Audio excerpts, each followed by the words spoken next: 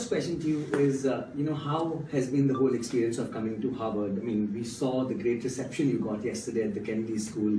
Your fans have come from places. I mean, I can't even name how far they've come from. Some of them told me that they were traveling for 8 hours just to be here with this snowstorm also. So how's been the whole experience so far? Although I had this kind of overwhelming experience back in our country, but never out of America. Though I had an experience in England.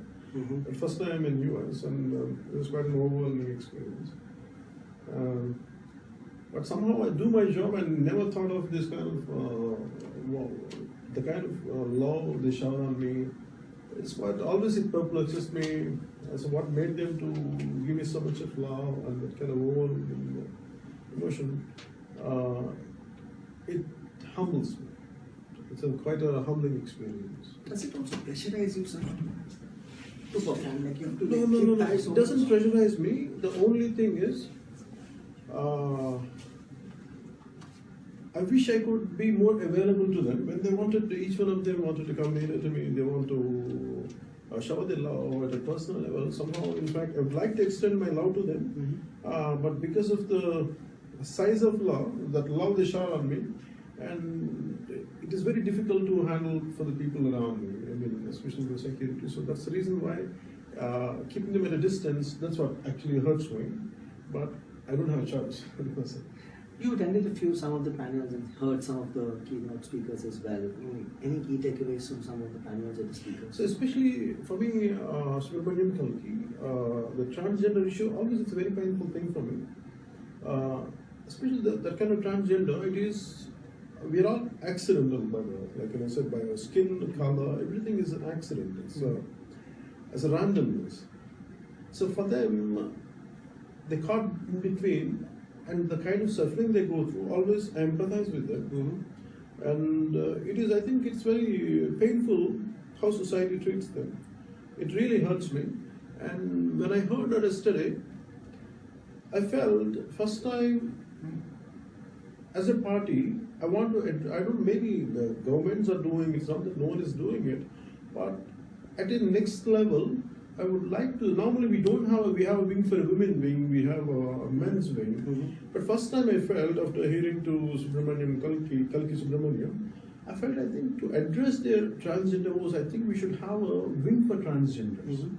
I don't know whether the rest of the parties had created or not. Definitely in future for gender from the Janasena party, I would like to create a transgender wing to address their issues. Sure.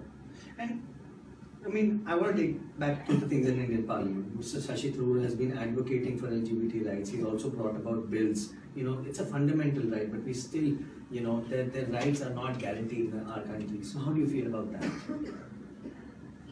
Sexual preference, for me, it is an individual choice. Yes. But the problem is, because we also have to understand the mindset of the majority. At the same time, majority, what they express might not be right, but as we being a minority, how much we're going to go against them, sometimes it is a bit difficult to fight or to go against them.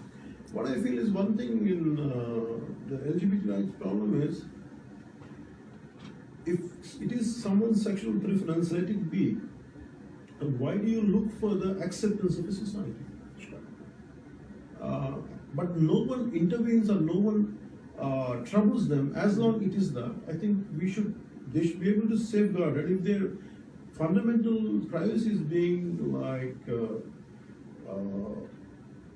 I would like to say is being challenged, then I think that's there we have to come into. But you can't force everyone to accept the situation. So let's move on. Let's talk about the Janasena Party. Why do you think there was a need to actually set up Janasena Party, and what is the party's core ideology? See, for me, there are in India, when I was growing up, even yesterday, I tried to explain somehow, could not get time. See, I grew up in my pre-teens and my adolescence, and it was more in late 70s and till early 90s. See, I got exposed to different kinds, even part of communism was there, still I was quite active then. And capitalistic capitalism is there. And for me, in India is a very complex and very a different country. We don't know what to adopt because we are culturally very diversified situation is there for us. And yet we feel oneness as Indians. At the same time, we're culturally we're so far away from each other. Even from every 100 kilometers, we don't accept the other culture. We have that problem. My feeling is, unless we feel united and we feel as like that single pointedness, if we are together, the strength we can achieve is different. But constantly fighting within each other, and we have some kind of regional issues, we can have sub-regional issues, and constantly it hampers the growth. I feel, though we are united, cultural tolerance is missing in our country. Between what I wanted, maybe I would like to express later. What I would like to feel is, we don't mind accepting a Lanz franchise. We don't mind accepting a German cultural center like Max Muller.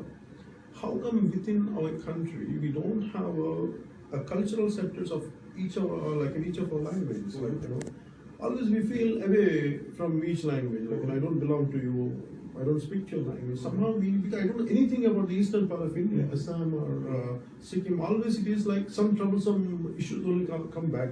But there must be a lot of cultural richness should be there, must be there, and there's a lot of great poetry must be there. I would like to get exposed to eastern part of India. I would like to get to western part of India, but where is the platform, government, the way they promote maximum, how Lanz franchise or some other cultural centers are going? I think within India we have to promote our own cultural center to create that bonding between. That's a very strong thought. That's a very strong thought. And do you think your fan base as a movie star will translate into votes going forward for the party? Since you have such a strong ideology that can only, you can only implement that once you're in power. So do you think you can use your fan base as a force to drive these change? For me, that's a challenge. Yeah. I can't be overconfident. At the same time, I cannot say like they will never turn into no. They will not, provided it is a constant effort from my side, and which will take time. I don't know. As I said, when I entered into politics, I said I'm going to work for the nation for 25 years. So I'm not in a hurry, and at the same time, I want to be consistent. I want to keep on pushing it, and I want to first mold. I want to take the ideology I believe in slowly and step by step. Sure. My next question is, you have so much similarities. As I speak to you, so much similarities in what I call the new center emerging in India, which is the Aam Aadmi Party. Ideology strikes a chord with them. Don't you think a party strong in North India, like Aam Aadmi Party, and your presence in South and Southern India can together be a joint force? And we should. I say what I look at is the problem after Gandhiji, after Vinoba Bhave, after Jayaprakash Loknaik, Jayaprakash Narayan. See, the problem is in each of our state, if suppose northern leadership truly they identify South as part of India, but really they don't know at a personal level. Like, see, the Gandhiji had extensively traveled all over India to understand his own people. Sure. In the same way, for me, my advantage about northern India, rest of India, is me being an actor. Somehow I had, maybe I have a passion for to understand cultures. Inherently is there, not because of politics.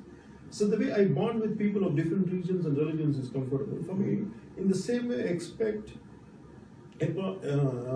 keeping the ideological part away. I want the northern leadership to connect to South India, which is truly missing. Though they have love, they want everything to good, but still I want them to connect personally, even because people will open up. So we can't rule out an alliance with the Aam Aadmi Party going forward? I don't mind actually. Okay. I don't mind. Which is very heartening to because I personally feel like-minded people should come together. Sure. And will you personally, contest elections in 2019? Yes. Okay. And that means that you will take away time from your acting career and contribute more time towards public service. That's what I'm doing. That's great. That's really happy to know again. And what do you think about the, current political climate in India with a right-wing nationalist government in power and demonetization happening, elections are due in 5 major states as we talk, they're happening in India. So what is your assessment of the political climate in India? For me, you see, the problem is when, including myself, I supported Sri Narendra Modi, Honorable Prime Minister. We had seen him as though he came from the right wing, but people had seen him, the entire country had seen him, wanted a strong leadership who could inspire. Sure. We don't, because we are done with politicians, we need leaders who could inspire people to be the who can be guided. So that's how we had supported Sri Modi ji. But the way things are, because I want people should be prepared. Any kind of changes should be creating. I think first they have to communicate. Otherwise, for me, because I had seen the suffering in demonetization, it was quite painful for me. Maybe the intent was right, but the way they had approached the whole issue, it was quite disheartening. Sure. So just one final comment. All of us have worked together for this conference. What is your message for the organizers? And in general, you also interacted with Professor Steve Jardine. You met faculty Henry Lee as well. What has been your assessment of the environment in Kennedy School, and what's your message for all of us? For me, Harvard is quite an inspirational experience. Sure. And what is most beautiful thing is being here, the student community from India, I could see their earnest thing to give something back to our country. We want, actually, it's such a great platform to make the world understand what India is all about, what are its advantages and disadvantages, where it has to be corrected. There's so much of dialogue and the kind of people we are interacting. I think world will get a better exposure, will get a better experience, and will have a better idea. The world will have a great opening to interact with India on what basis. So this would be a nice platform everyone to understand about India. Because not that everyone gets a chance go back to India and study, but this is a nice showcase, and